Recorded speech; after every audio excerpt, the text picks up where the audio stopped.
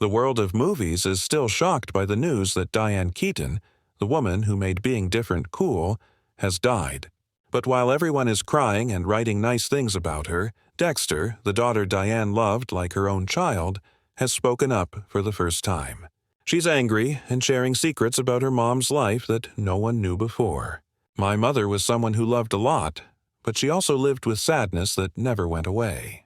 It turns out her heart was more broken than we ever thought." Dexter said that her whole life, her mom wanted love but chose to be alone. She was always there for her kids, always smiling in public. But when she was alone in her room, she was often just a woman looking back at the past, where old letters, old yellow photos, and unfinished love still stayed. She said something really harsh about Hollywood. But in her last years, when she was sick, nobody came to visit.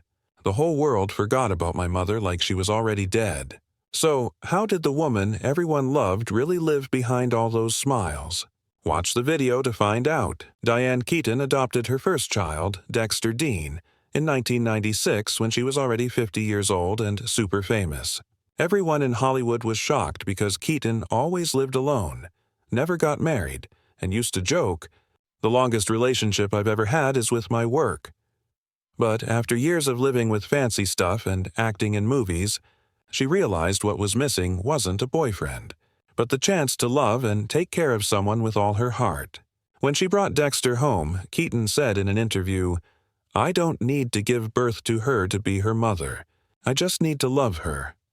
4 years later, in 2001, Keaton made her family bigger by adopting a baby boy, Duke. She called it the second best gift of my life.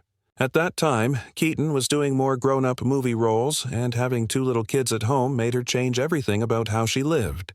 Waking up early, reading bedtime stories, taking them to school. All these were brand new things for the woman who once said, "Being alone is enough to make me happy." But Keaton quickly learned that being a mom made her happier than any movie award ever did. Close friends of Keaton said she was always a caring, careful mother who protected her children's privacy like a guard dog. Even though she was a super famous star, she never let cameras near Dexter and Duke's lives. Keaton wanted them to grow up normally, to have their own childhood, without worrying about their mom being famous. She taught her kids that being peaceful was more important than being famous, that being nice is worth more than being popular. Both kids grew up feeling loved and free, something Keaton thought she never had when she was young. Diane Keaton once wrote in her book that being a mother was the most real role of her life. She didn't need a script, didn't need spotlights, just being with her 2 children every day. For years, Diane Keaton kept her 2 children away from cameras and attention, giving Dexter and Duke a peaceful childhood. Far from the craziness of Hollywood, she never let people watch their lives because she believed that love didn't need to be shown off in front of a camera. However, when Keaton died on the 11th, that wall of privacy finally broke, and it was Dexter, her 30-year-old daughter, who talked for the first time. While crying a lot, she shared stories no one ever knew about her famous mother, a woman who was gentle, strong, and devoted to being a mom until the very end.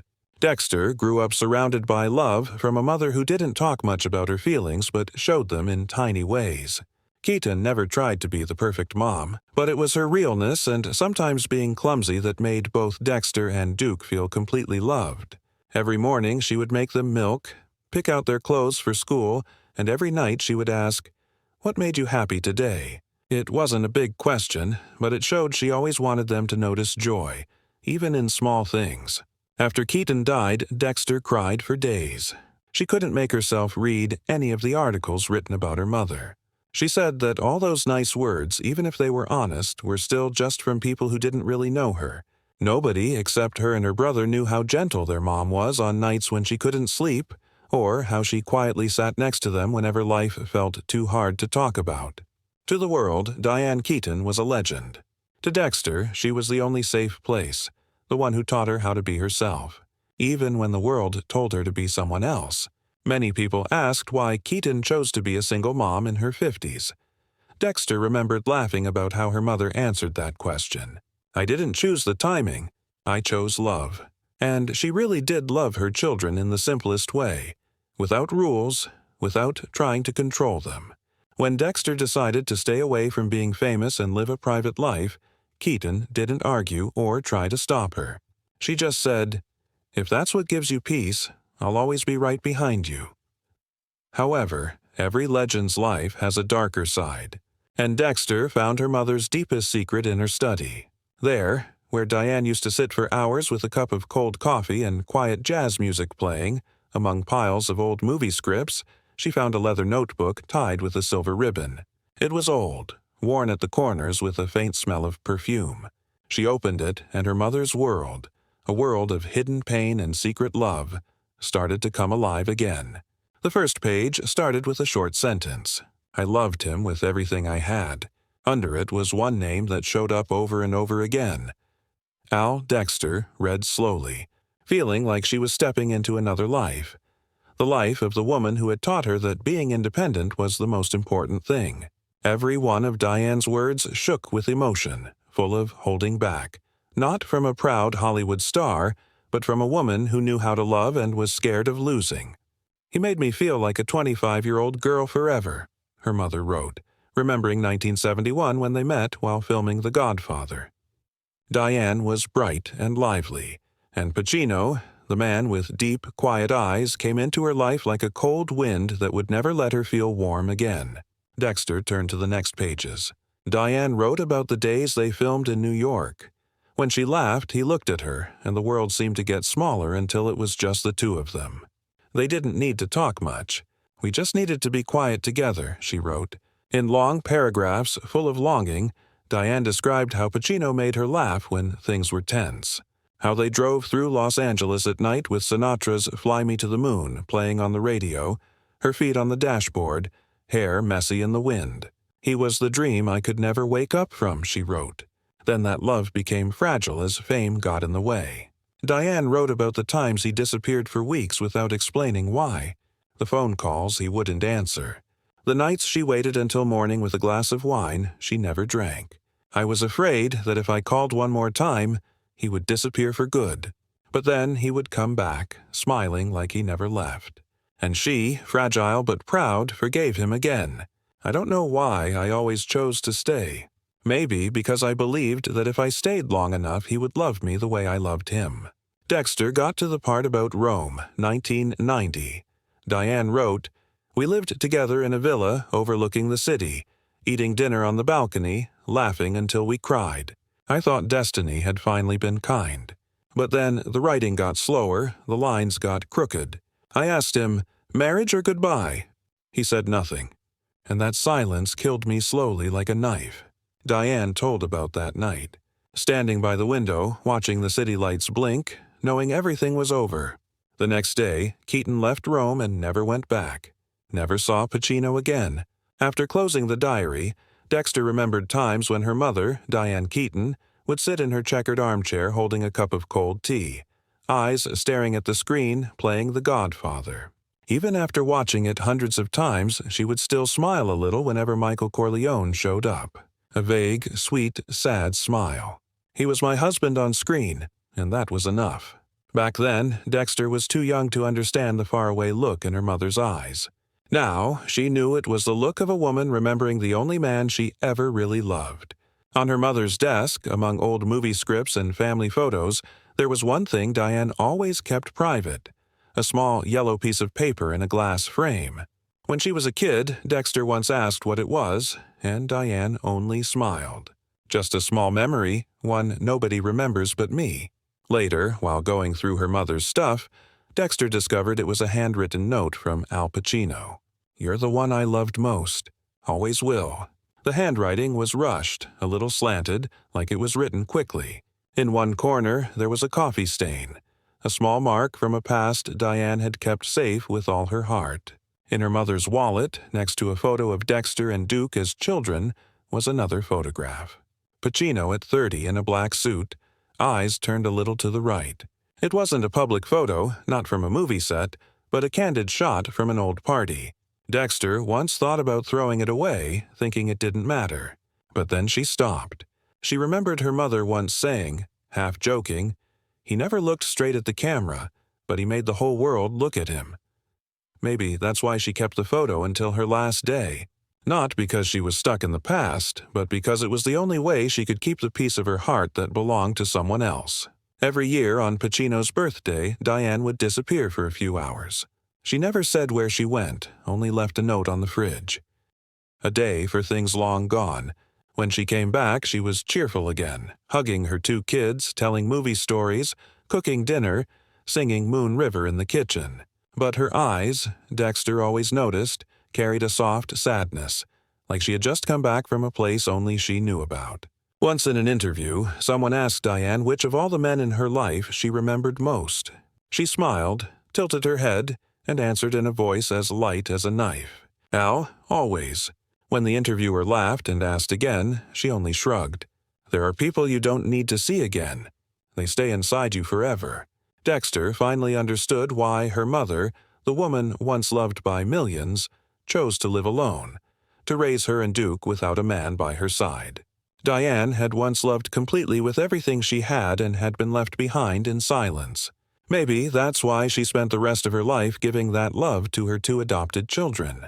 A love without rules, without demands, without fear. Mom loved us like she was fixing a crack in her own heart, Dexter thought. In her later years, Keaton spent more time at home. She loved gardening, cooking, and looking through old photo albums. Dexter often caught her smiling at photos from her graduation day or the day Duke first learned to ride a bike. She never forgot to text them every morning. Sometimes just a few simple words. Have you had water yet? Or, it's a beautiful day. Don't forget to take a walk. Those little things have now become the biggest things missing in her daughter's life. However, those last months were also Dexter's saddest time. She watched the woman who once shined at fancy events with a smile bright as sunshine, now turned into a weak person, hands shaking as she lifted her morning cup of tea. "Sweetheart, I'm just a little tired," she would say, like that tiredness was nothing. But Dexter saw something else in her mother's eyes, a pain carefully hidden, burning like a quiet flame. Diane Keaton had always been a woman who never complained. She once said her life was a bunch of beautiful mistakes, but in those final years, her body started to give up. The damage from her long fight with skin cancer left scars and weak areas that had to be carefully covered each time she went outside. Some mornings, Dexter would see her mother sitting in front of the mirror, gently touching the spot on her cheek that had surgery, then smiling. That fragile smile still full of pride from someone who had gone through pain without letting it destroy her. But the body was only part of it. What was more cruel was the invisible sickness Diane had once talked about, the one that ate at her from inside, bulimia, the eating disorder that had haunted her since she was 25. In her diary, Keaton once admitted that there were times when she ate to fill the emptiness of a soul scared of being left behind. It wasn't just a disease, but a fight against herself, against the fear of being seen, judged, or forgotten. After her mother died, Dexter read those diary pages again and trembled at the shaky handwriting. "I loved beauty, but beauty was what destroyed me." She never forgot the nights when her mother couldn't sleep. Diane would sit by the window, staring into the small garden where the yellow light came through the glass like pieces of floating memories. Sometimes Dexter would come out quietly and sit next to her, too scared to speak. Her mother would just smile softly and say she was listening to old rolls echoing in her head.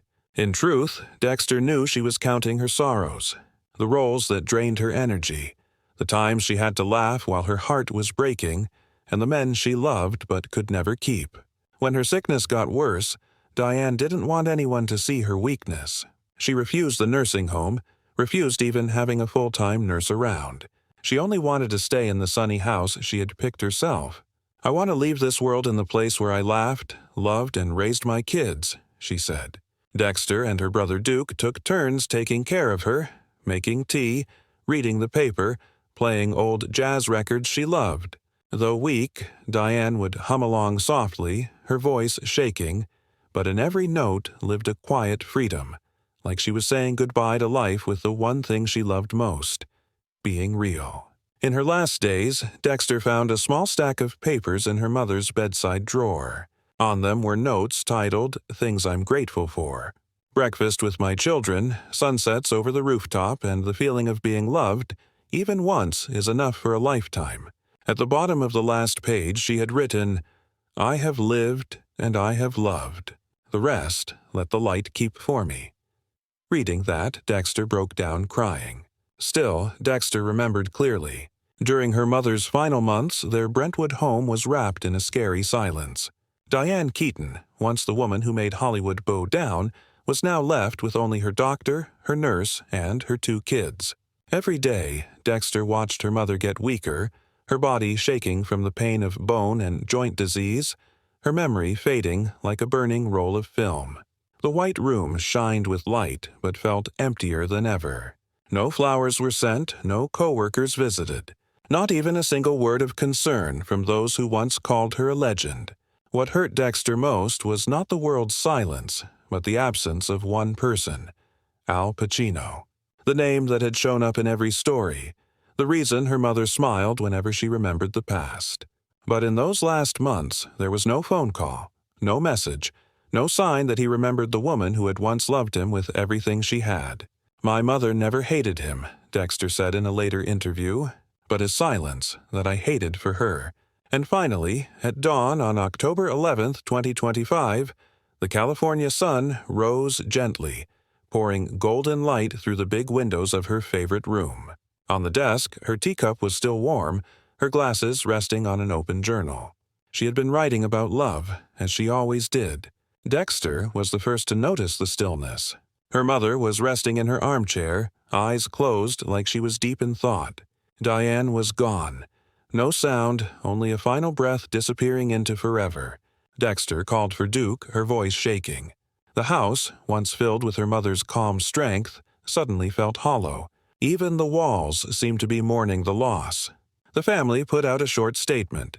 Diane Keaton passed away peacefully at her home, surrounded by light, love, and the world she built with her own hands. In the hours after, Dexter and Duke sat in the garden she once took care of, talking about her daily habits, her morning tea, her long walks, her endless notebooks filled with thoughts never shared. They decided there would be no big ceremony, no cameras, only candles, soft music, and words beneath the tree she had planted. That evening the house glowed from inside, golden light flickering through the windows like the warmth that had followed her all her life. News of Diane's death spread quickly. People confirmed that the Oscar-winning actress and Hollywood icon had died at the age of 79. Her face filled every screen, headlines crying over a soul so gentle and true. On social media, fans flooded their pages with black and white photos, turtlenecks, laughter, and eyes that spoke louder than words. Outside her Brentwood home, a small crowd gathered bringing flowers, candles, and neatly folded white turtlenecks. A handwritten sign said, "You made us brave enough to be ourselves." Hollywood's biggest names cried. Al Pacino, her once great love, put out a simple statement. "She was the quiet mirror of my heart." Meryl Streep, Steve Martin, Woody Allen, Bette Midler, and Leonardo DiCaprio all shared memories of her humor, her intelligence, her kindness, and her fearless realness. That night, the Academy put out a tribute video. Diane's smile lit up the screen once more from Los Angeles to Rome. Annie Hall, Reds, Marvin's Room, Something's Gotta Give. Every scene, every moment of love and loneliness mixed together, reminding the world that Diane Keaton was not just a star, but a symbol of strength, toughness, and quiet, lasting love. Over the soft sound of piano music, Diane's own voice played, tender but powerful. Love is the greatest risk of all. In theaters across the world, even strangers cried. It wasn't just sadness. It was recognition, like a whole generation was saying goodbye to its reflection. In cafes, people spoke her name like she was a dear friend. Elderly couples held hands in silence. Women of all ages left tributes. She made us feel seen, made us believe we could be ourselves, and that feeling echoed like a shared memory torn from time. A warmth that would never come back. Now, with everything left only in memory, Dexter wanted to speak one last time about her mother. Not the talented actress, not the Hollywood legend, but the woman who chose to love her without any blood connection. Keaton didn't just give her a home. She taught her that true love needs no conditions, no recognition. It only needs to live and be given. In her final tribute, Dexter wrote, My mother once said that if she could choose again, she would still adopt me and Duke. I just wish I could tell her that if I could choose again, I would still choose to be her daughter, even for just one more day." For almost 50 years, Diane Keaton was the conscience of Hollywood. The woman who laughed through pain, who wore humor and grace like armor, turning imperfection into beauty. Her death was not just losing a star, but the end of a time when being real still mattered. To understand who Diane Keaton was, you have to look into the silence that shaped her. Born in 1946 in Los Angeles, the center of dreams and make-believe, Diane grew up in a world where smiles were masks and feelings were buried under perfect dinners. Her father, Jack Hall, believed discipline was love. Her mother, Dorothy Diane Keaton Hall, a former Miss Los Angeles 1955, was bright but quickly swallowed by the roles of wife and mother. In that seemingly happy home, Diane learned early to read between silences, to understand that appearances could hide a whole life in pieces. Watching her mother's dreams fade, Diane promised herself she would never have the same fate. While other girls dreamed of white fences and cozy homes, she dreamed of the stage, a place where emotions could live freely. People called her strange, unpredictable. But in that difference, Diane found her identity. In 1966, at 20, she left Los Angeles for New York and escaped from conformity and from her family's last name, Hall. She took back her mother's maiden name, Keaton, a tribute and an act of rebellion. Manhattan greeted her with knife-sharp cold and an endless gray sky. Diane rented a small, falling-apart apartment with peeling walls and a broken heater, sleeping in an old coat every night. The city was not for the weak. Mornings spent in audition lines, afternoons waiting tables, nights singing in smoky bars. Sometimes she survived on tea and half a slice of bread. Sometimes she pawned her shoes to pay rent. But in the middle of the harshness, Diane kept writing, believing there was something inside her worth hearing. In the middle of the city's chaos, Diane found salvation in the theater, where for the first time she was truly seen and trusted. She realized acting wasn't just a job. It was a way to exist. Each role took back a piece of the life that silence had stolen from her. New York wasn't easy, but it was there that Diane Keaton was built. Strong, weird, bold, and shining in her painful honesty. And from that cold little room, a movie legend began. Born from being alone, rebellion, and an unshakable belief that being different is the only kind of salvation. Under the shadow of loneliness, a quiet fire was lit. Sacred, persistent, and eternal. In those dark days of hunger, rejection, and cold, Diane Keaton built the willpower and artistry of a lifetime, transforming the haunted silence of her childhood into a powerful voice that inspired generations to live and speak their truths. In 1968, after 2 years of struggling to survive in New York, opportunity finally came. The Broadway musical Hair was looking for a face that felt raw, unpolished, real. Diane auditioned barefoot, her heart beating wildly. But the stage lights seemed to call her name. For the first time, she wasn't performing to be accepted. She was performing to live. That night, under the spotlight, Diane felt 20 years of silence melt away, replaced by something alive, truthful, and fierce beyond words. From that moment, the legend started. Every rejection taught her toughness. Every unpaid bill made her stronger.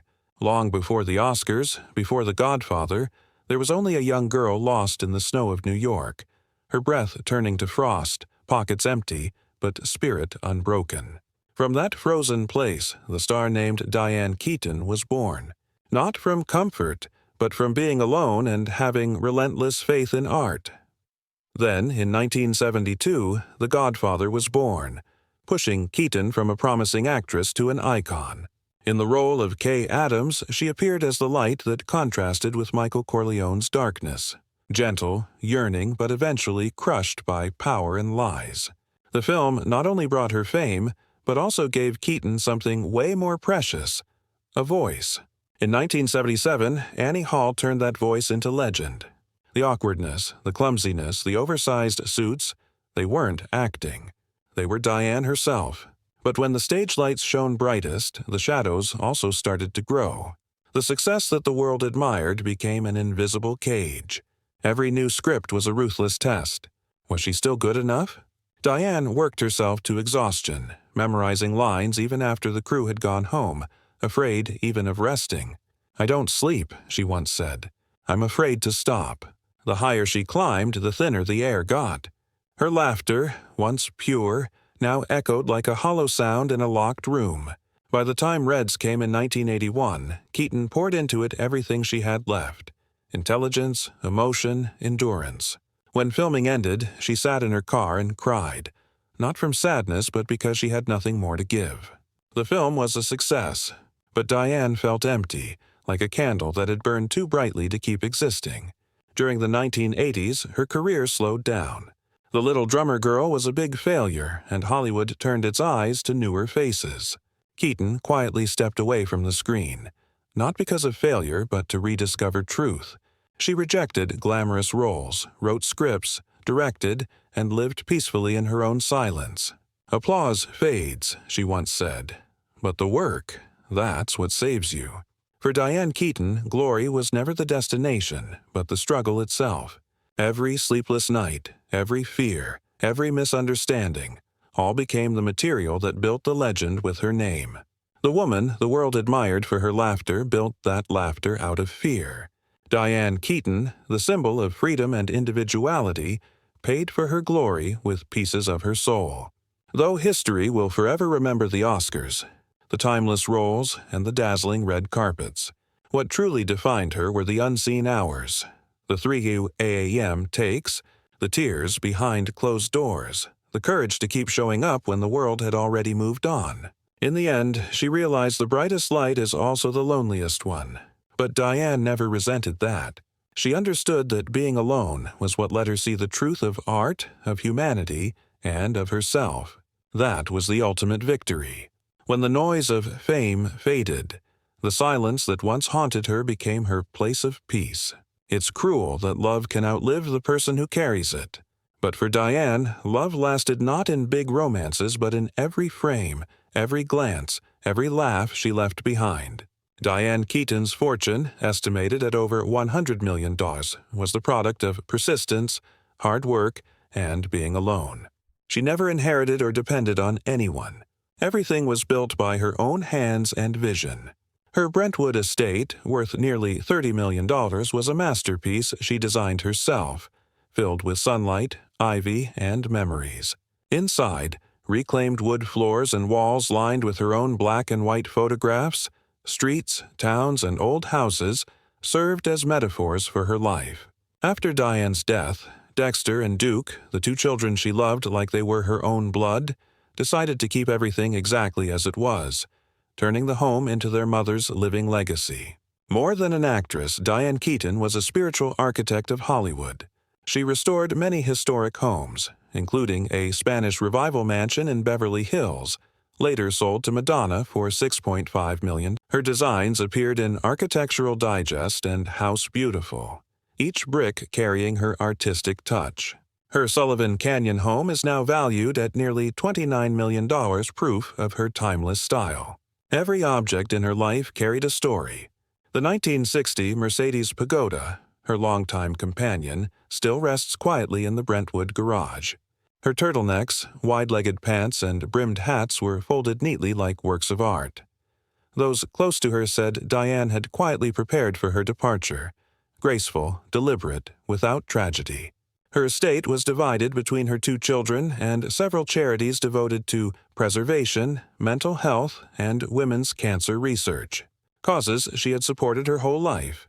Her multi-million-dollar art collection included photographs of the California landscape, paintings by Edward Ruscha, and sculptures by young female artists. Many of these works were donated to the Los Angeles County Museum of Art, as a promise that the beauty and courage of women would never be forgotten. In an industry built on make-believe, Diane Keaton was the truth, a rebellion wrapped in a gentle smile. Emma Stone once said, "Diane made women believe they could be both intelligent and strange." Anne Hathaway called her the compass of courage. Every young actress who chooses being real over perfection, being different over fitting in, walks in Diane's footsteps. Her influence goes beyond the screen into fashion, art, and the very way women see themselves. Diane Keaton turned imperfection into style and being real into an unforgettable strength. After Diane Keaton passed away, Dexter, the daughter she adopted and loved as her own, spoke publicly for the first time. Her voice shook but held pride, like every word was a way to keep her mother alive a little longer. Dexter spoke of a great woman, not just on screen, but in simple meals, handwritten letters, and silent hugs. To her, Diane was not a movie star, not a legend. She was a gentle, strong mother who always chose love over tragedy. And in the end, looking back, we can't help but ask, who was Diane Keaton really? A Hollywood legend, a dreamer in a practical world, or simply a woman who wanted to be loved for who she was? Share your thoughts below. If you've ever been moved, inspired, or seen yourself in Diane, leave a message of thanks for the woman who taught us that imperfection can be its own kind of beauty. And don't forget to subscribe to the channel to discover more untold stories behind the world's movie legends.